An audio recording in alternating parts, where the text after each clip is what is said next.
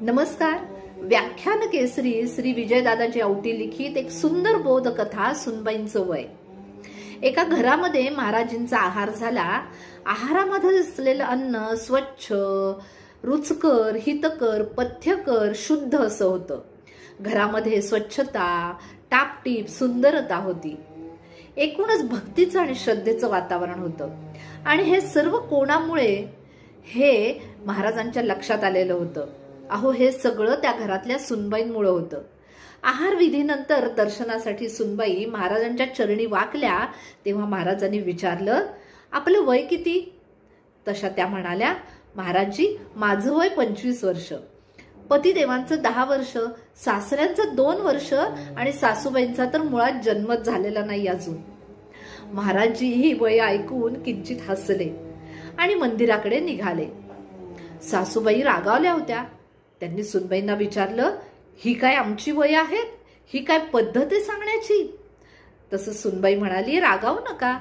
प्रवचनानंतर तुम्हीच महाराजांना विचारा, मी सांगितलेली वय चुकीची आहेत का बरोबर ते. अहो, आणि खरंच प्रवचनानंतर नमोस्तु करत सासूबाईंनी विचारलं, महाराजजी, आमच्या सुनबाईंनी सांगितलेली वय चुकीची की बरोबर? तसे महाराजजी म्हणाले, अहो, अतिशय हुशार आहेत तुमच्या सुनबाई. त्यांनी अचूक वय सांगितली तुमच्या सगळ्यांची. ती कशी काय? हे बघा, तुमच्या सुनबाईंचं वय साधारणतः 35 वर्ष असेल. पहिली 10 वर्ष काही समज नसते. लौकिक शिक्षणामुळे ही समज लवकर येत नाही. पण नंतर मात्र त्या धर्माकडे वळलेल्या असणार. त्यामुळे त्यांचं वय 25 वर्ष. लग्न होऊन 10 वर्ष झाली असणार. आपल्या पत्नीची ओढ धर्माकडे बघून पतिराजही तिकडे वळलेले असणार. त्यामुळे त्यांचं वय 10 वर्ष.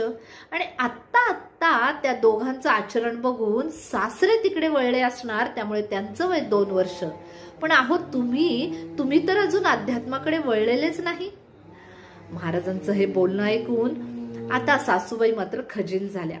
आपली चूक त्यांच्या लक्षात आली. त्या नमोस्तु करत महाराजांना म्हणाल्या, महाराजजी, आता मीही अध्यात्माकडे वळेन.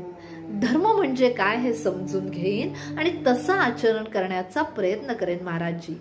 नमोस्तु करत दोघीही घराकडे निघाल्या. काय मग श्रोते हो, आपणही आपली धार्मिक ओढ किती आहे हे मनात विचार करून आपापलं वय निश्चित करूया, हो ना? नमस्कार.